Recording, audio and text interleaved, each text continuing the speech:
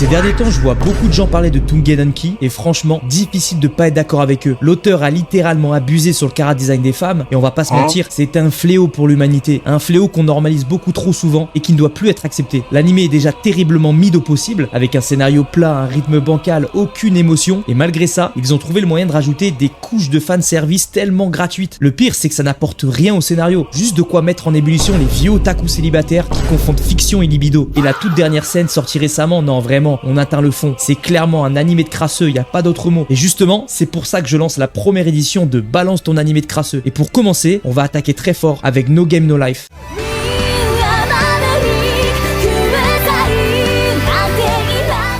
Au départ, l'opening est incroyable, visuellement ultra rythmé, bref, c'est une intro de fou furieux, mais passé les 4 premières secondes, tu réalises que t'es tombé dans un traquenard. À la base, l'idée elle était cool, un isekai, des duels mentaux façon Gambling School, des jeux d'intelligence, des stratégies, bref, le concept avait énormément de potentiel. Mais alors la romance, c'est à vomir, et n'essaye même pas de défendre ton manga. Te mets 10 secondes d'extrait, tu vas voir. Sans compter que j'aurais préféré toucher une autre partie de ton corps.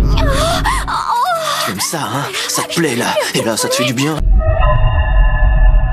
Shiro, la sœur du protagoniste, se retrouve des fois dans des situations ultra suggestives, ambiguës et dérangeantes, et souvent avec son propre frère. Je le rappelle, la gamine elle a 11 ans. On parle donc d'un inceste maquillé en comédie, et ça c'est non, ça passe pas, et ça doit jamais passer. No Game No Life, je suis désolé, t'es éliminé sans passer par les phases de poule, et t'es même pas repêché. Déjà que je cautionne pas du tout le fanservice, mais alors là, et désolé de le dire, mais tous les fans de cet animé, vous ne valez pas mieux que l'auteur.